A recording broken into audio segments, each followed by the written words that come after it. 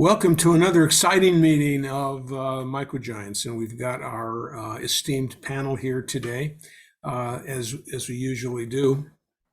We've got Edgar Martin and J.P. Beal and John Mills, all of them in business in one way or another, most in more than one way.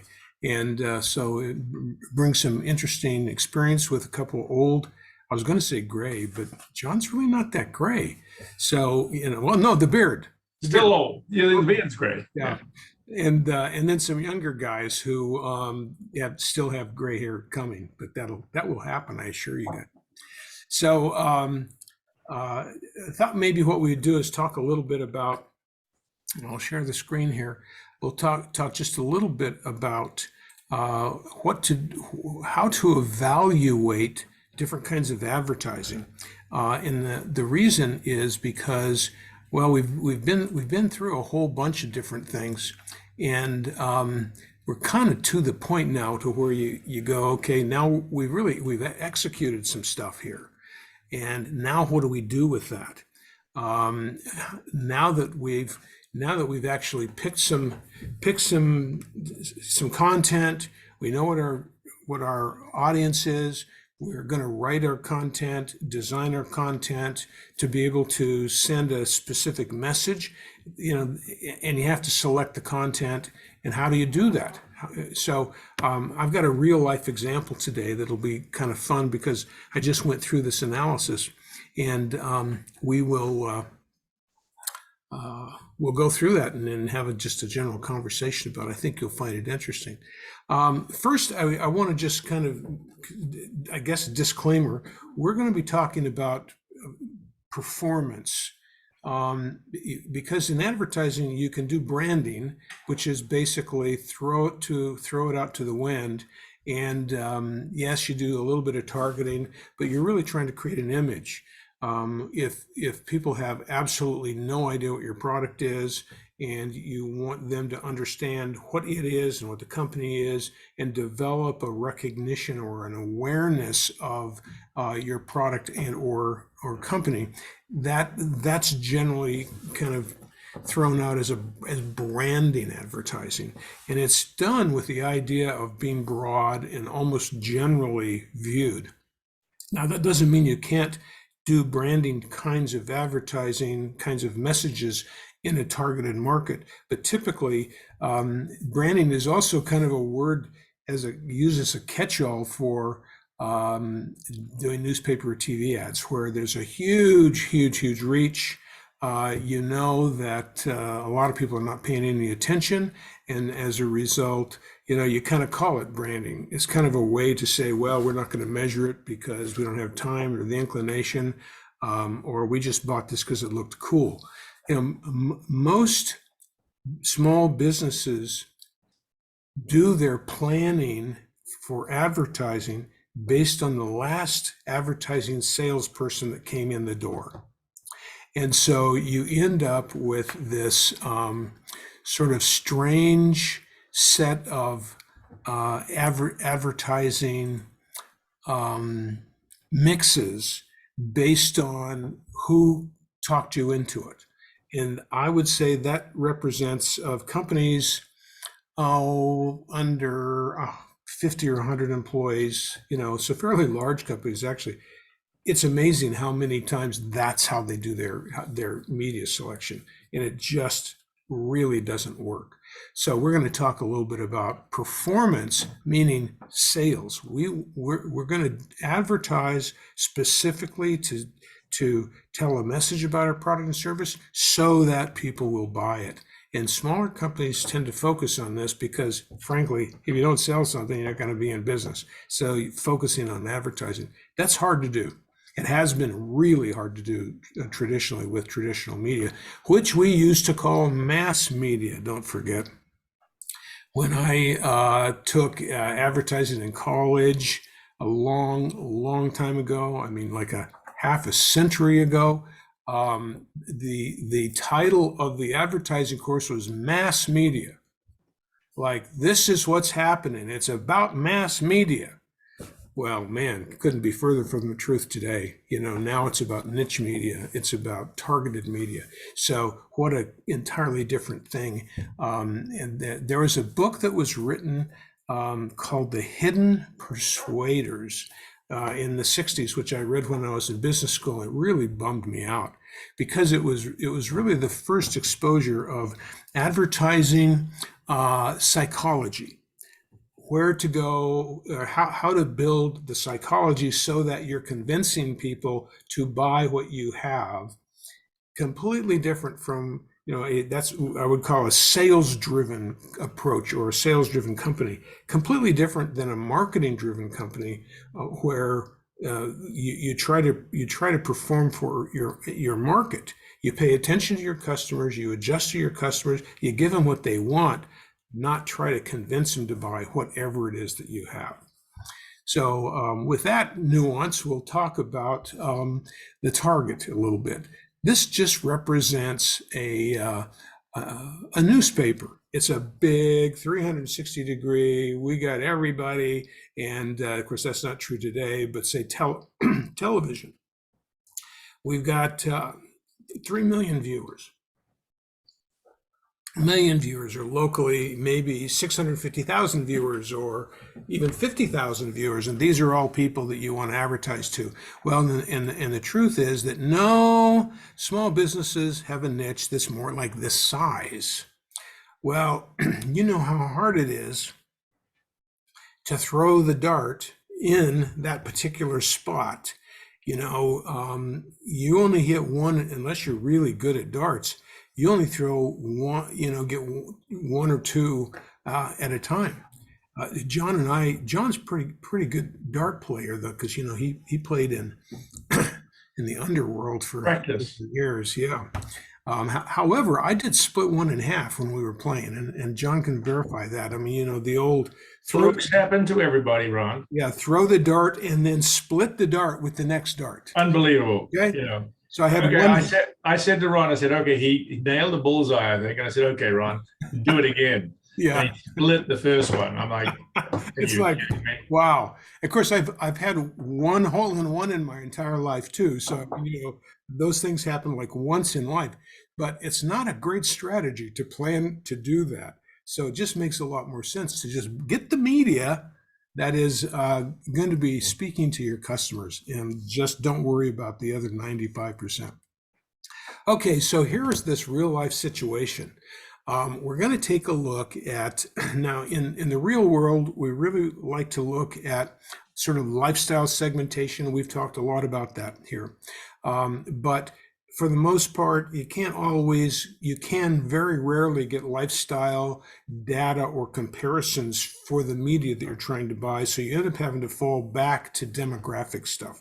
So here's just a very typical demographic of a particular radio station, just to show you how things might stack up. On the left, we've got the media. This happens to be a TV station. And here's the age group that they sell. And you can see that the target market falls pretty substantially in the 30 to 40 range. Not sure why, they're not sure why, but that's what their data shows. And then it pops up, and then it's sort of level across here. But who are we trying to sell? We're trying to sell that exact group.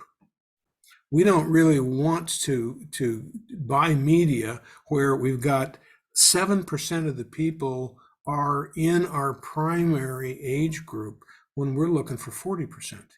So it's like that's not a match.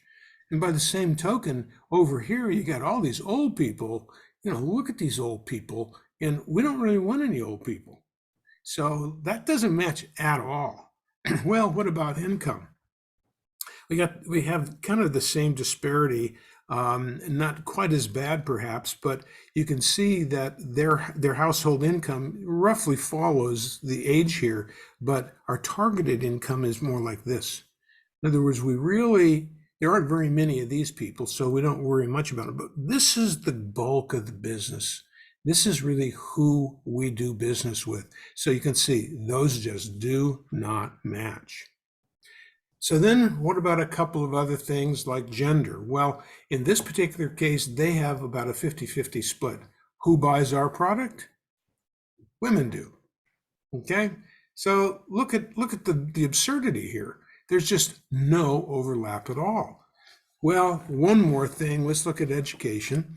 And you can see that for the most part, we're targeting, and this is because of actual experience here, not just some off the cuff kind of, oh, well, this is who we want. These are the customers.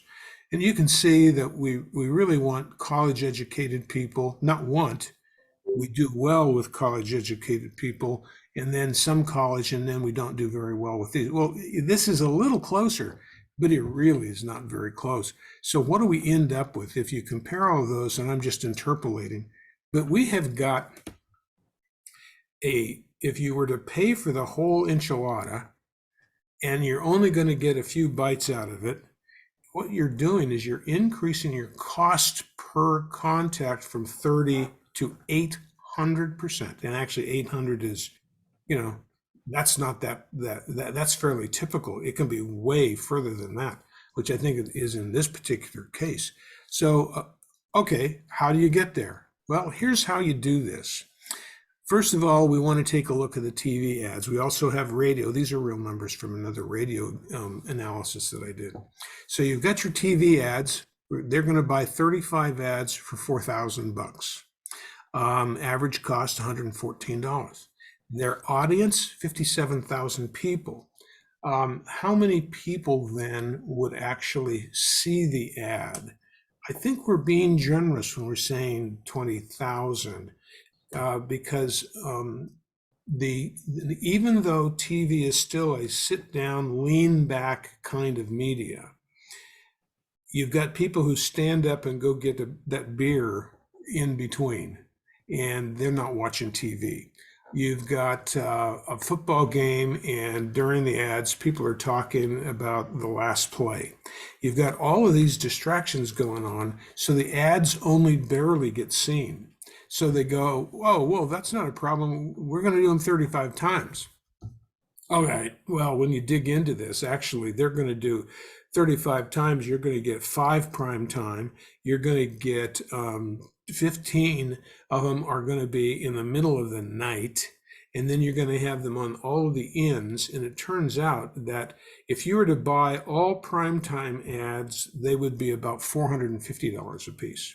So this is a mix. They're trying to create a little bit better value. No problem with that, but you're going to get a mix, and that's truly throwing money after that is truly branding. That is not targeted advertising in any way, shape, or form. So what about the impressions? So I said maybe 20,000 impressions. What would the cost of impression be? That's 20 cents.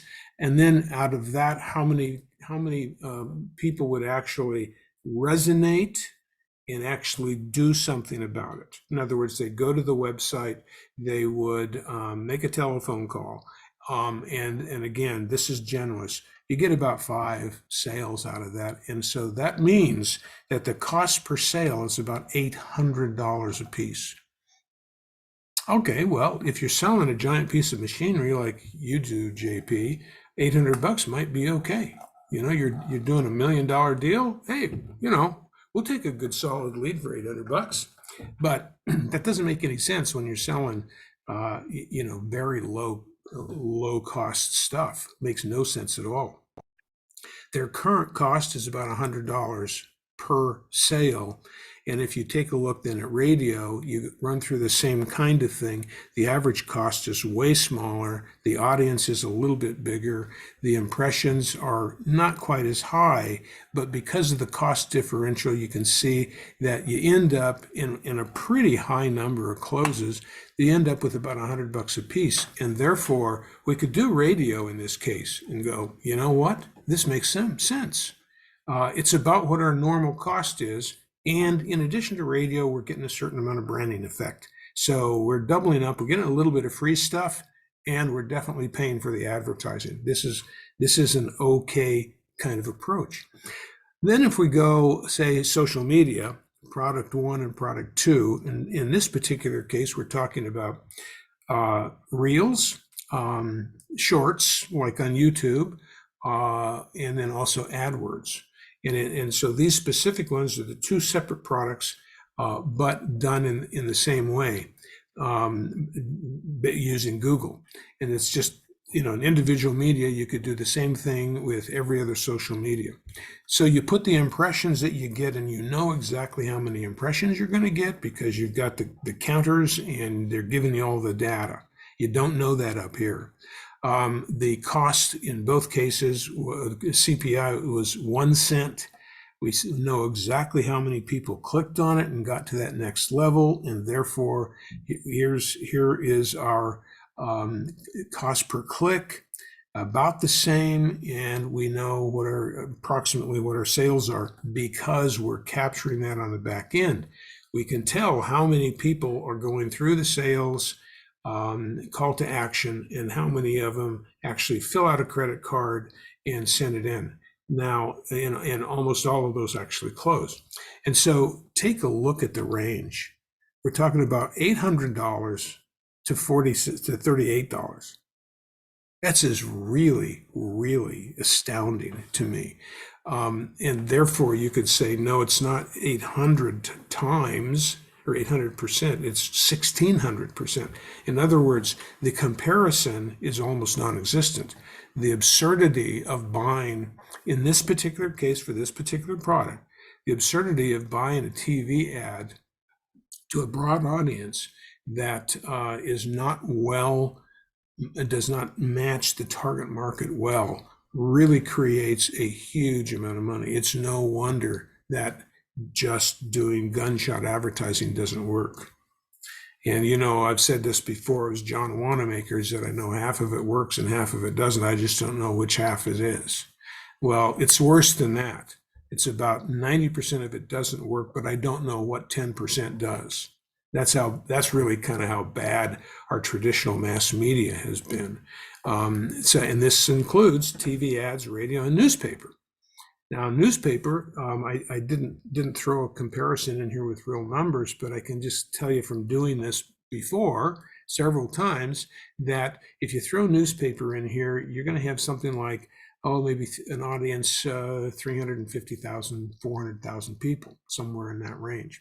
And you're going to have a fewer number of actual views.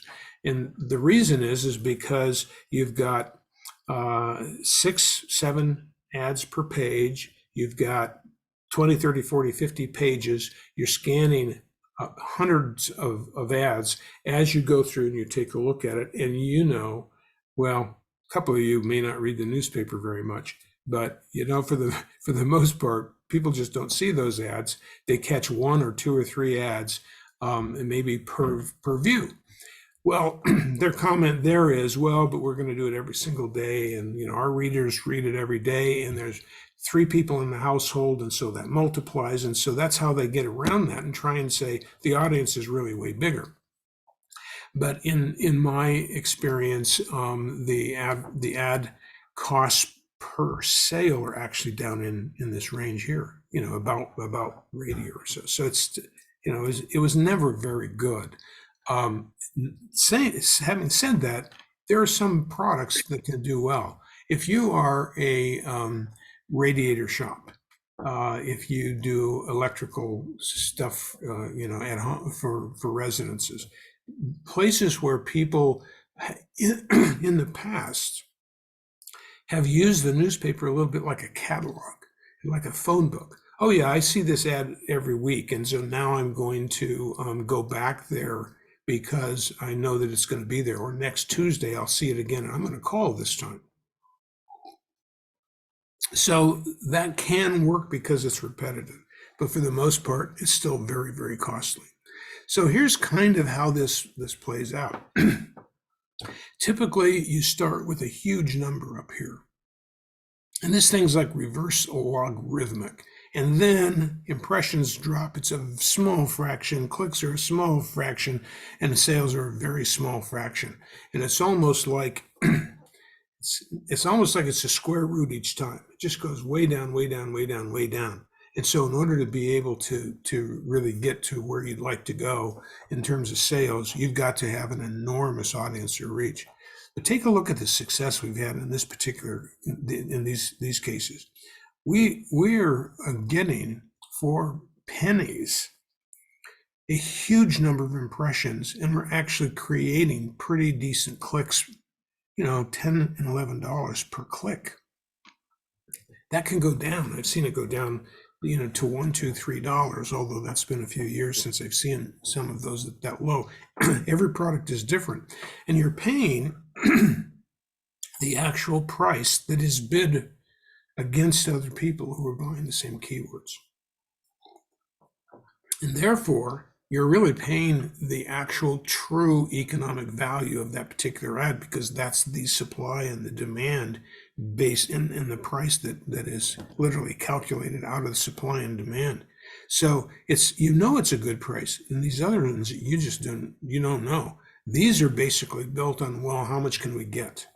And if we can get our salespeople ramped up, and they can go out and they can sell ads at X number at $114 a piece, then we're going to do that until hell freezes over, because we're just going to take that money. This is the reason why newspapers, TV not so much, but newspapers in the old days used to have net profits of 10, 11, 15, 20%. I mean, they used to clean up, and they could do a lot of stuff in terms of not only creating wealth for the owners, but they could do an awful lot of community service and other kinds of things, because they were really minting money in those early newspapers, especially the one newspaper towns. So you can see that when you take a look at this, your expectations have to be in line. You can't expect things to just go, you show it to somebody and then they're interested. You have to show it to a lot of people. So now the one thing that we haven't talked about is integrated and cross-media. And as you know, integrated media is just simply several media that work together. And for the most part, small businesses don't do a great job in integrating the media. What they tend to do is to do their social, let that stand alone. They do some advertising over here. That kind of stands alone. Yeah, the logo's the same.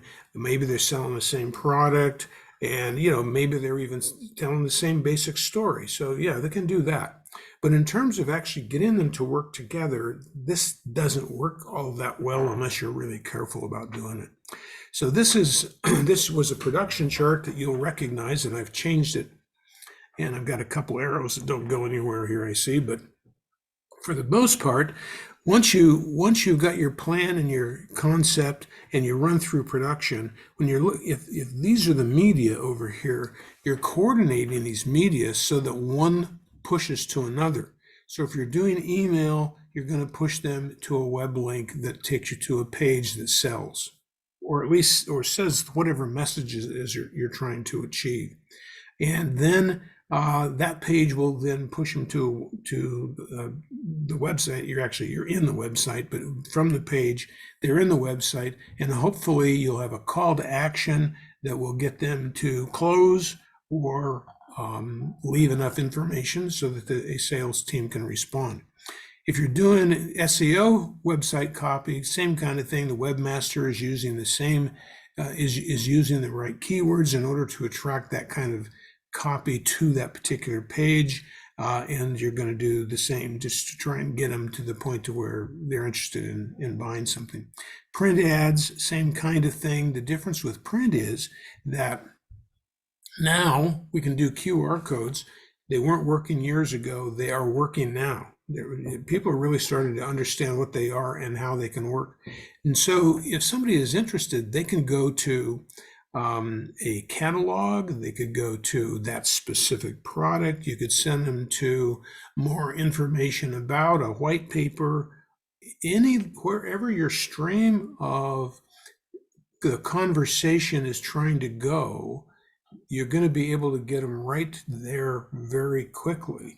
And as long as it actually answers sort of the call to action that you have in your print ad, or say your same with the newsletter, any print advertising, you can tweak their interest, and if they're kind of wanting a little bit more, they can very quickly get the rest of the information, and now you know that there is interest, and now you know that they're going to be wanting another level, and hopefully they're going to go onto the real call to action and get to the website and end up closing.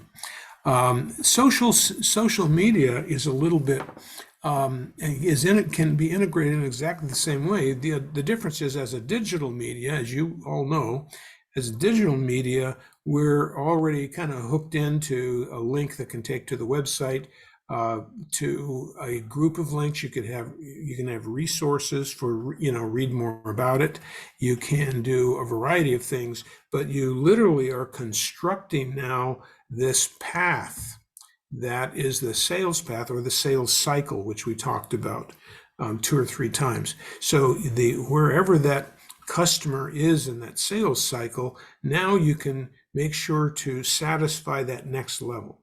When you have a very complex sale, or very usually a large sale, where say engineering is involved, that's a place where you can take people through a series of, they've got a certain number of questions, and you want to answer them in an expeditious way and build your content so that you're allowing them to get the information they want quickly and move on to the next question, or the next obstacle, which you're going to try to overcome. And so that's kind of how all of these things work together. So that's basically it. And I'm hoping that you guys have got some pushback, or some comments, or some experiences about what you guys have been doing, because I know you have been doing some of these things.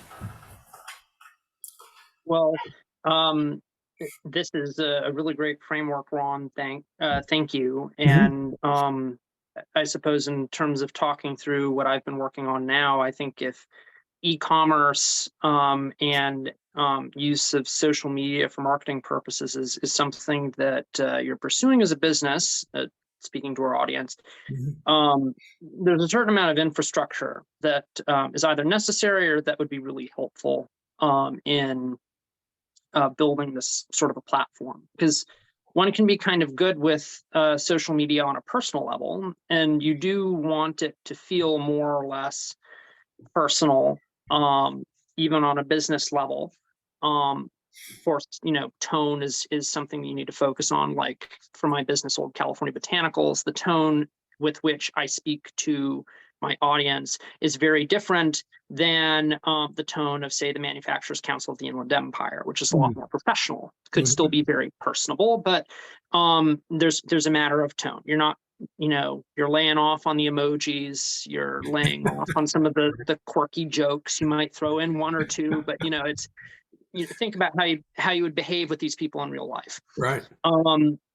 But it's really important in building a funnel, because that's in effect what you're doing is you're building it's a plain marketing concept that's been taught in college 50 years ago, and this year you're building a funnel, and you want to be able to carry potential prospects from the top of the funnel through to the bottom where you actually connect the sale. So in your ad, or in your, in effect, that's what they are ads, but in your posts, you want to be making regular enough contact with people that you have a chain of communication with these people. So you're going to need a certain quantity of content. Now, you can't forsake quality. There's an importance to the quality of interaction, even more than quantity. So, don't just churn out garbage. Otherwise, you'll lose people's interest. It becomes spam, right? Right. But at that point, it can be difficult to do that spontaneously, especially when you're an entrepreneur, you're a one-man band, or one-person band, excuse me. You're doing a lot of things. And so I've made use of social media scheduling software to be able to build a calendar. And so that way, when I have to turn my attention to other things, this thing is posting for me. So I might plan 1 or 2 weeks at a time and be able to just count on it, coming out.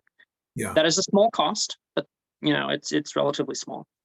And then, so you've got all these lovely product images, going up under your social media, but if nobody knows how to or where to buy them, your funnel is going to have a pinch in the middle of it. Yeah. And so, the value of what you're doing, all this effort, is kind of going down the drain. So I've encountered this problem myself, and I'm working through it. And you kind of need to make sure that you have a website that will permit you to run an e-store on your own platform, because you could be an entrepreneur who sells on Etsy or on Amazon Handmade or any of those other third-party platforms, and that's great. Yeah. But if you want to try and tag products in Instagram and Facebook, which I would think is very helpful, and that's what we're trying to work on, you need to be able to have your own e-store, which, again, that's a certain amount of cost. That's maybe more expensive if you're doing a Shopify or something like that. You need to be pretty confident in the volume you're doing. And I sell things that are worth maybe a couple of bucks.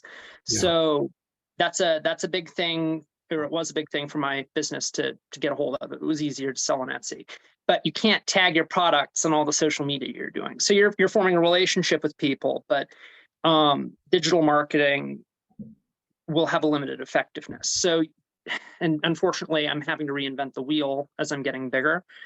So you might just have to take the plunge and go with a Shopify or a Zoho or something like that at the start. Zoho I've found is a little bit more approachable. But that kind of an infrastructure is a necessity for certain things with Facebook and Instagram. And I have to say, the customer service on the back end there is Byzantine. So you just kind of want to make sure that you're doing it right the first time. Because Zoho is Byzantine? Oh, no, Facebook and Instagram. Thanks for clarifying. Yeah, right. Okay. Where you might have been able to reach a live body at the newspaper and talk things through. That's just not an option with Facebook and Instagram, I found. So it would behoove you to do your research on how your e-commerce business is set up on the front end, and it'll save you a fair amount of headache down the road. I think that's my initial comment. Yeah. Well, those are all good comments and all true. And you're right. There is a difference between social media and just posting. And I've got a great idea. I'm at an event. I'm going to take a picture of a couple people at the event, and hopefully customers or whatever the story is that's developed. But if that exists by itself, what have you really accomplished? That falls into the branding category. It's awareness. That's it. And so do the people that are your audience, do they really care about that? And, maybe not, maybe. There are an awful lot of people making a lot of money who are incredibly creative, doing fun and weird and stupid things that people continue to flock to in order to see what are they doing next, what are they doing next, even dangerous things in order to be able to create attention. But then the issue is, well, it's one thing to get a bunch of people because you're an influencer. It's another thing to actually be able to turn that into money for a product. Right. So are you such an influencer that you can get people to buy beer? Some of that stuff backfires. So the reason that you want to think about this integration, the multimedia part thing, is to get one to follow or develop the next one, so that cycle. And this is where the cycle differs a little bit from the funnel. Although you're right, the funnel is put some people in the top and get them to come down the bottom. And the analysis I did is exactly that. It's, how many people come out in the bottom. But hopefully if you miss them, and this is where the cycle works better, if you miss them along the way and you didn't quite get them to the end, maybe you can pick them up in another place or another product or another thing, because they are part of the cycle, and they bought once and you've got more products. So that's, that's the thinking large here is really important. That's a really good point. And I did abandon sort of the other side of that conversation. And I wouldn't want anyone to have the impression that, for a business like me, social media hasn't been worth it. Because first of all, while I may not be set up to be harvesting sales directly from social media, it has helped my brand. And it has helped how I think about my customers. And so I'll talk a little bit about that. So I'm a story brand for the products I make. And it's a really effective way of marketing and forming a relationship with your customers and explaining basically why you're in business. And most of my sales are still to retail partners who turn around and sell my product to the public. And so I have an awful lot more legitimacy walking into the room with someone having 900 followers on Instagram than I did if I didn't have an Instagram, or if I had 10 followers on Instagram. Right. I don't really need a blue check mark. Maybe that's difficult to get anyway. Anyway, so with that as it is, also, generally, the buyers tend to be very focused on making sales, of course. So your time is limited with these people. It's, hello, here's your order. Here's some notes on how to display and sell it. Get some feedback. The interaction is relatively short. So that enables you to communicate with the buyer or potential customers who buy it in their shop without actually being there face-to-face to sell the product. And it helps the retail partners form their story as they work with their customers and they make the ultimate sale. Right. So we didn't talk about in-store displays or in-store advertising, but that's effectively what you're doing, except you're doing it with product. I mean, if you've got a product in front of people, you're now doing in-store display, and that indoor display can sometimes be better than maybe the average company really works at it, especially if you have a niche product. So, of course, today a lot of people in high-end stores they're using digital displays and videos, and starting to do a lot more stuff, which I knew was going to happen. I think I wrote my first paper on that in about 2004, anticipating that stores would begin to do this.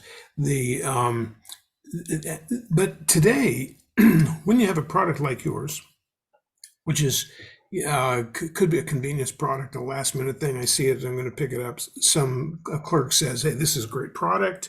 A local guy does it. He uses local farm products. It's sustainable and local.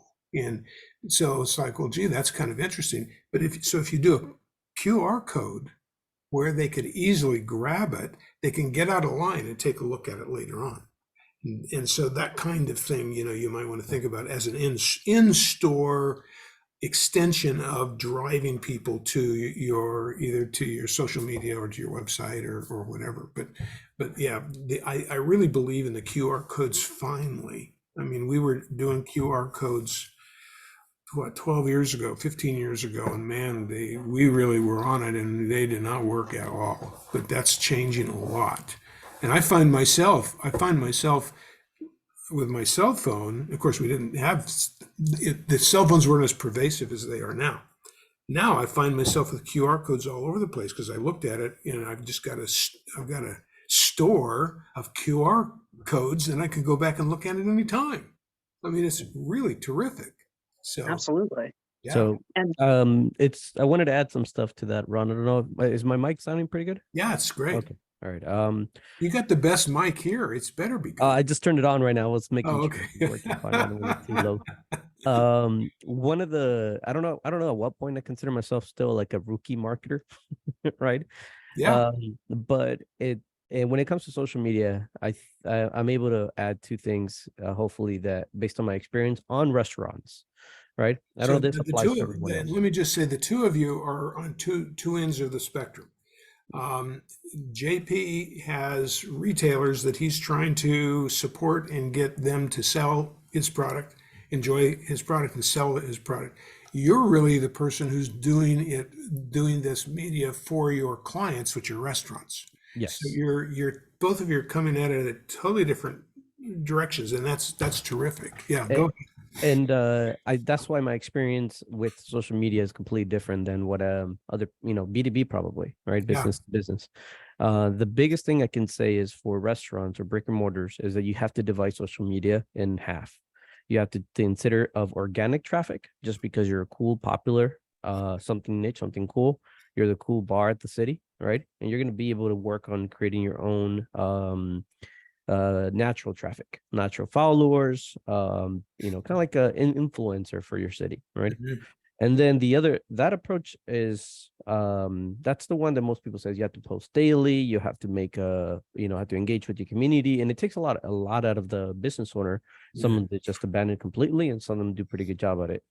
But that is the almost like the one part that most people think social media should be all about. And what I've learned about it is that if you pay the social media overlords, I guess you could say, they'll make you popular. Not with followers, but with clicks and what do you call it? At the end of it all, results. And News. Yeah. so I took that into consideration and I tried it. I created a brand new page from scratch, only has 200 followers, but it's getting that same page, Red Local 360 on Facebook, only Facebook too, and spending $1 budget per post.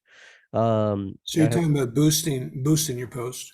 And I would like to call it more than instead of boosting, actually open up a full ad account with Facebook. Oh, okay. So you're doing advertising. Yeah, so boosting, I didn't find it to be as effective. Yeah, When we've done okay with boosting, but not necessarily closing a sale. It's just with more eyeballs.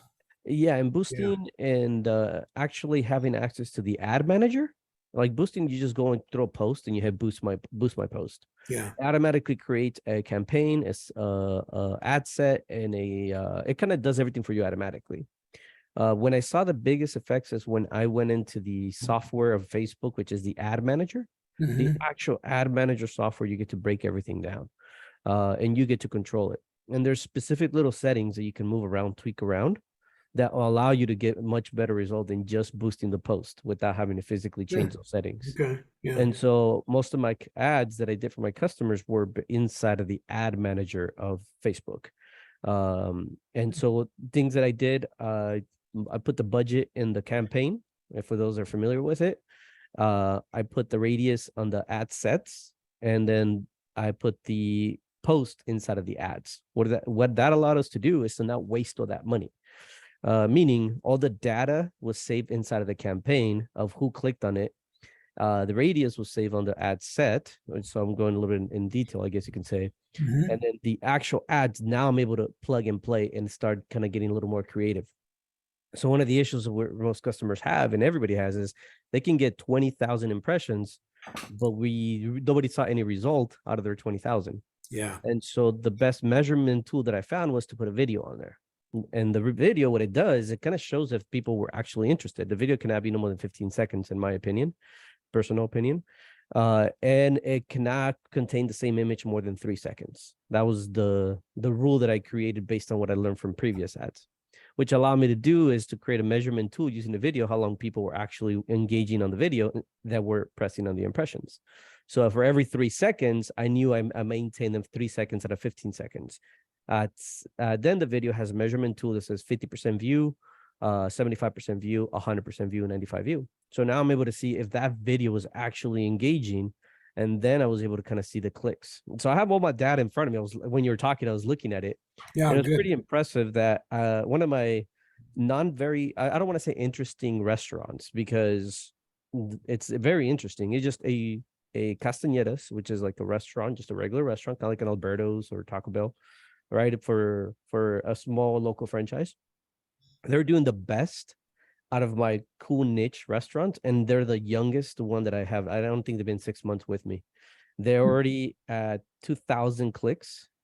Since we started, we're at 40,000 impressions out of 11,000 people viewed, and 2,000 of those people clicked on the link. Yeah.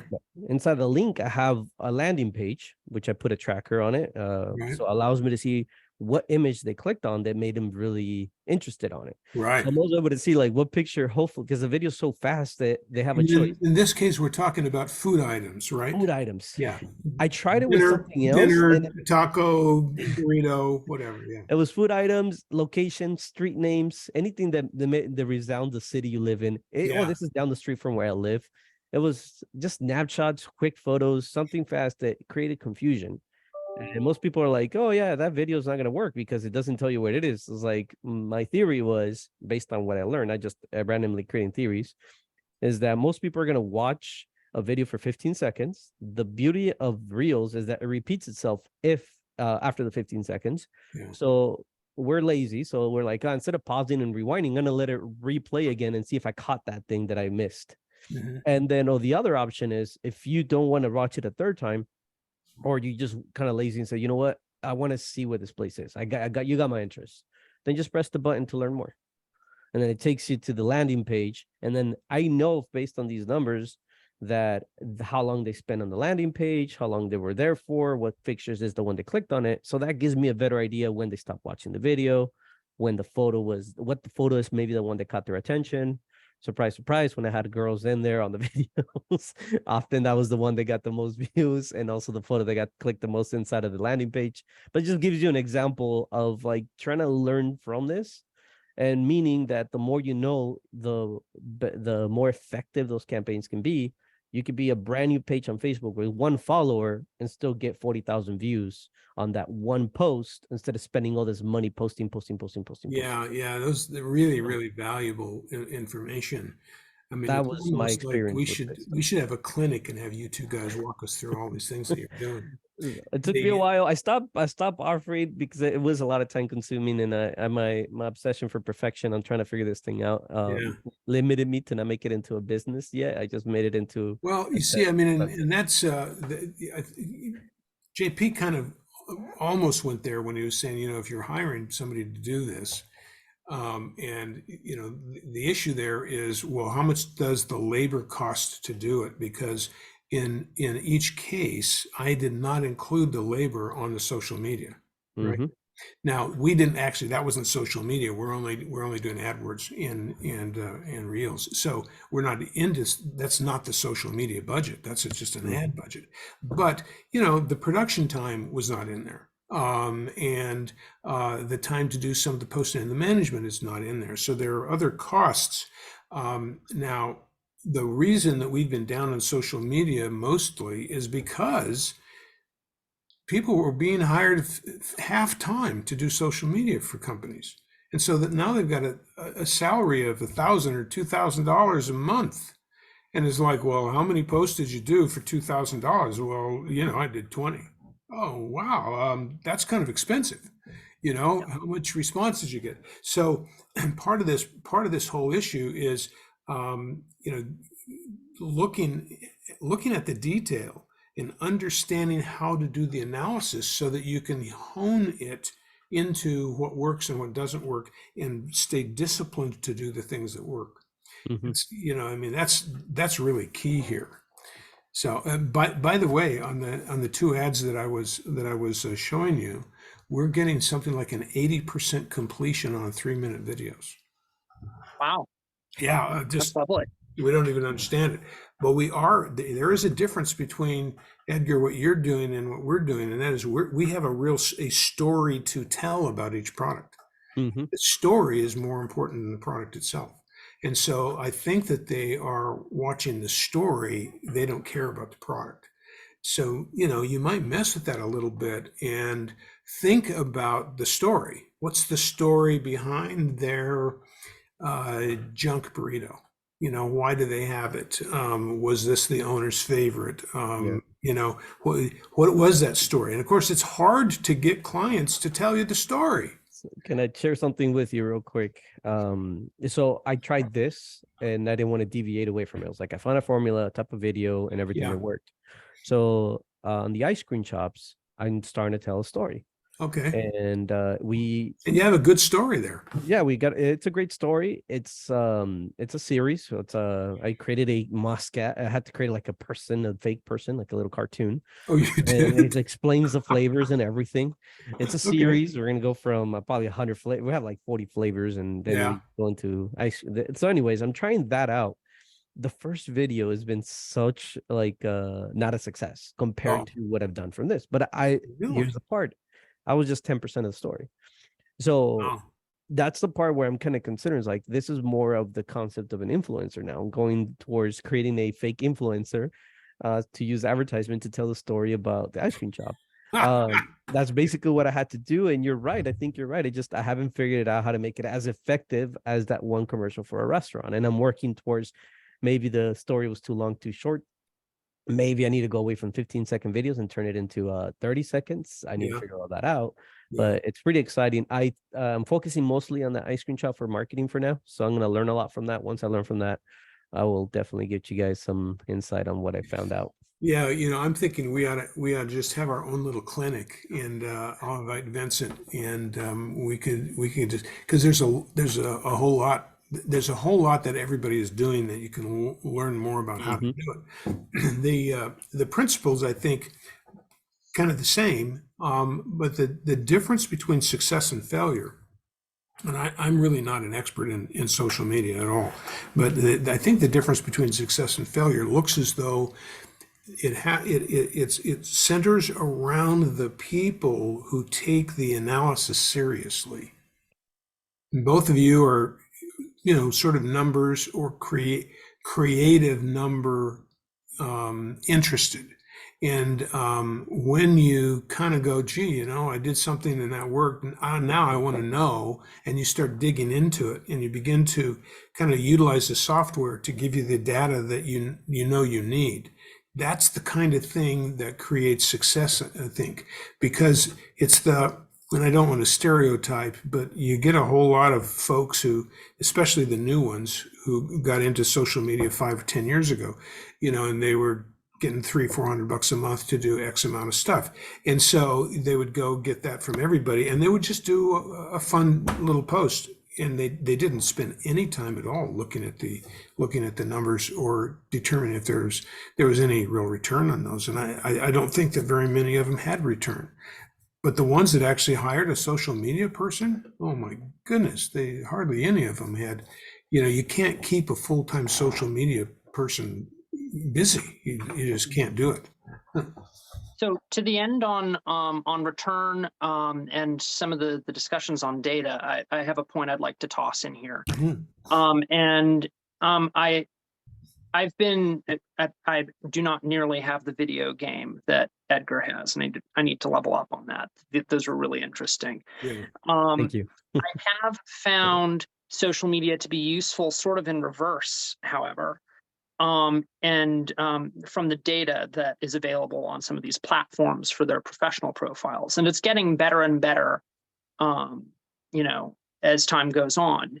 And some platforms are better than others. I tend to use the Instagram data most because that's really my main tip of the spear for OCB. And I'm able to know an awful lot about who my followers are. And basically draw sales and strategic conclusions from the information that I'm seeing. And now, in Ron's slides, you see that certain age demographics gravitate towards print media versus social, and splitting hairs within social media. It tends to be an older generation that favors Facebook, and then slightly younger is Instagram, and then slightly younger is this. So, this is a limited efficiency, and it will work slightly differently for everyone. But I've learned, whereas buying these data sets can typically cost a lot of money, what I've ended up doing is basically telling my story on social media. And I have built a reasonably large set of people who follow me. And I'm able to know, are they mainly women or men? What age category do they fall into? Where do they live?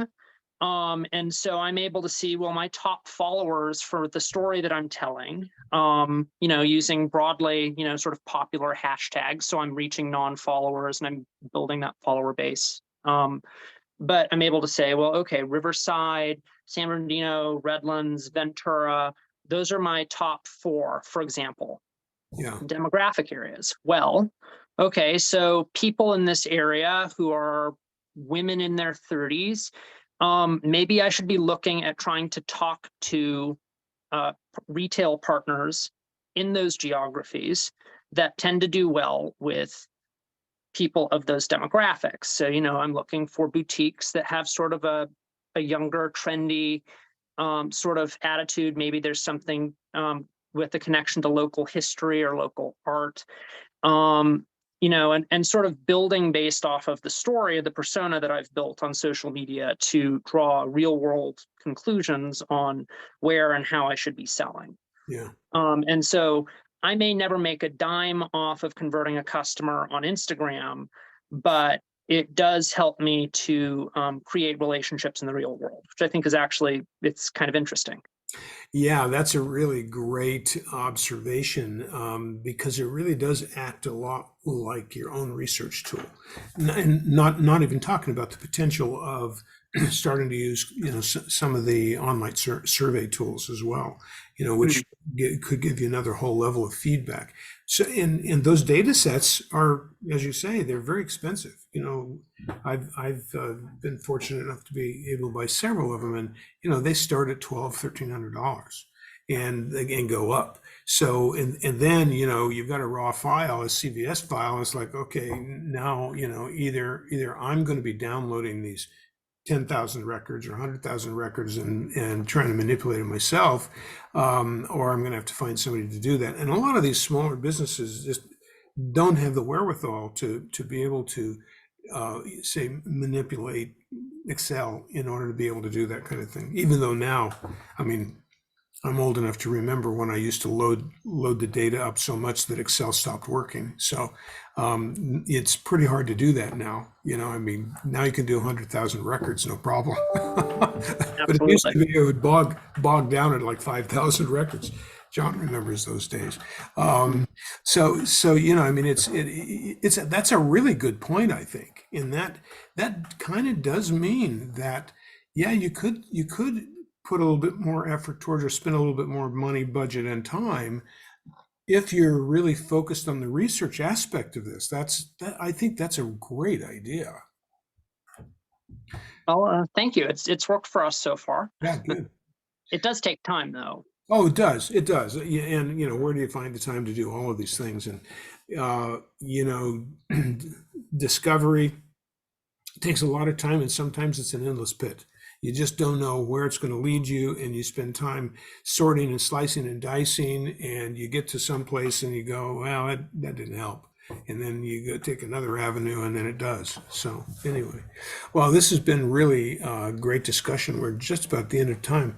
And Mr. Mills, I know you're not a social media maven, but have you got anything to say or observe about this conversation? Well, yeah, I've been actually learning and listening, and I've been stunned by the fact that back in the day when I started using advertising, it was when I was in kind of a direct to manufacturer in the electronics industry area, and a lot of the sales that we had would be in the vicinity of $100,000 and up, and our client base were industrial manufacturing people, and they were chief executives of the engineering and technical services group, and so it was a very fact-based design development cycle, and engineering profile kind of thing. Yeah, and so what we ended up doing is any advertising we did was for a validation of the fact that we existed and we were real and we were trustworthy. Mm-hmm. And so there was a story to tie into yours, John. I do believe that having the underlying story is really important, and maybe there's a methodology that's changed, whether you're a high volume mass media quote storyteller or whether you're a one-on-one. There is a story that needs to be told. And so the story we were telling there was A, that we were real, we were able to be found, we were accountable, and we had credentials to back up what we were doing.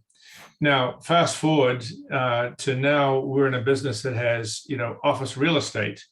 And so we have a very low number of clients that commit through contract and stay with us for a period of time.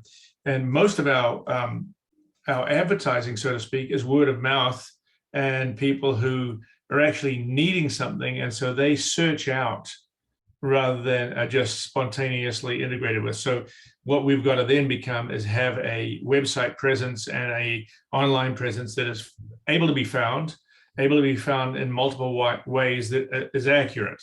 And again, a big chunk of that is, are we real, and are we, do we bring, in this case, Ron actually helped facilitate. I was thinking it was about the size of the space and the air conditioning and all of this, the tactical things. And what we ended up saying, no, we're safe, secure, well-managed, local. There were an emotional reaction that we were telling, and we told that online, but we didn't advertise it out. And we had a number of people who said, why aren't you doing, Facebook ads and Google ads? And because 99% of the time it's wasted, because if I was to send you guys all an ad for a wonderful office in downtown Redlands, you're not even going to look at it, because you don't need an office in downtown Redlands. You're only looking for an office, once in a blue moon, and then every 5 years, right? Right. But if you were looking for an office, you'd then probably Google it. Yeah.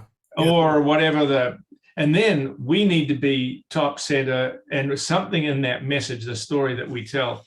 And I don't know whether it's right or not, but the messages we chose to put on it were our clients who had been here and liked the place. I don't know why you'd put clients who didn't like the place, but you want to be really honest. Yeah. You want to be really honest. Fortunately, we didn't have very many of those, but so we put client messaging up. That's the perfect place to do AdWords, because you're going to capture the top spot, and you're only competing with a few people in town who are going to write the ads or use the keywords that you would use, and so you're going to have a very low cost per click. Right. And then the other thing that we've been doing, we've got a local newspaper that we like. I don't believe that there's any direct return on it tactically immediately. However, there's a long-term return on it, where some of the people that we associate with will see the little ad in the bottom. They'll see my wheel. I've got a little mill wheel that shows up, and we keep that. And that's branding. I mean, that's branding. Yeah, that's just branding. But we don't do it with the intent of getting 2 or 3 sales out of it. We do it with building, again, that reputation for being here, being part of the community, and doing a good job. Yeah. So, but it is interesting. It's a totally different thing than what you gents are involved with. And then, of course, you go down to the point where you're walking down, the middle of a busy town, and as you're scrolling for whatever, now you've got the services that pop up and feed you based on the fact that it's 11:30. Okay, what about some food? Boom, boom, boom. Well, right, and that all has to do with gearing your website to be able to handle those circumstances. The unfortunate thing is that the average business in town that needs to do exactly what you're trying to do is a plumber or an electrician, et cetera. And those are the businesses that they do the lookup. It's like, if I don't have a plumber, I'm now going to do a search. I'm not going to look in the phone book anymore. And chances are that I'm not going to read the newspaper, because the newspaper is really not read by anybody under 40. And so, you're not getting, and I would suggest to you now, our friend Jerry would kill me for this, but the average newspaper reader is way above 40, probably 60. And he's not looking for an office. Yeah, and he's not looking for an office, and you're looking for somebody who's getting their first office. And so you need to have that 20, 30, 40, and that's the internet. That's where they are, and they're not going to read the newspaper. They're not going to use a phone book. They don't even know what a phone book is. So, you want to kind of think that through. It's like, well, where should that budget actually be spent? It sounds a little bit like SEO in that case, then, because you want to make sure you're the first hit. Yeah, you're right. It is absolutely SEO, and if you can't get the SEO to work, which a plumber can't, Right. No. the biggest plumber in town cannot beat the plumbing services who have already rated all the plumbers and they're getting money for it. Oh yeah, absolutely true. That's the sad part. Yeah. Right. I'm working with an HVAC contractor right now. And it's really interesting because I've been looking at the multiple ways that HVAC entities are targeting the audience. And most of them are relying on this, hey, for $60, I'll come out and visit, or we'll have a free examination. And they have this, what I consider to be traditional bait and switch. Mm-hmm. And it's really kind of insulting to go and have that kind of a approach, but they seem to be all doing it. And of course, once they come in the door, well, hey, your $54 is free. However, you need and that'll be $3,000. I've worked with a bunch of those people over the years, and those are the ones that I described by saying that the way that they do their marketing planning is based on the last media salesperson that walked in the door. Well, absolutely. And there's somebody out there saying, hey, that is how that works. And right. I've been spending just an enormous amount of money doing local advertising in newspapers where you're reaching this limited today, you're reaching a limited audience. And that audience, frankly, is getting old and dying. But Ron, how can you, not agree when, it's only $5,000 for you to sign up with my services, and we guarantee you that within, 3 months you're going to have. They can't ever prove their guarantee. No, they can't, and furthermore, they normally don't. But that's the sales pitch that's going on. I mean, you hold their feet to the fire, and they end up slipping through that pretty quick if you they do that. So it's a sad commentary. Well, it is, yeah. Things are changing, and so we've really attacked a bunch of those things today. And buying media is one of the worst performing activities of small business people. And so hopefully today we've discussed better ways to be able to. So here's the theme that I see coming out of it all, and the theme is the story. And the question is, whose story is it, and how are you delivering that story?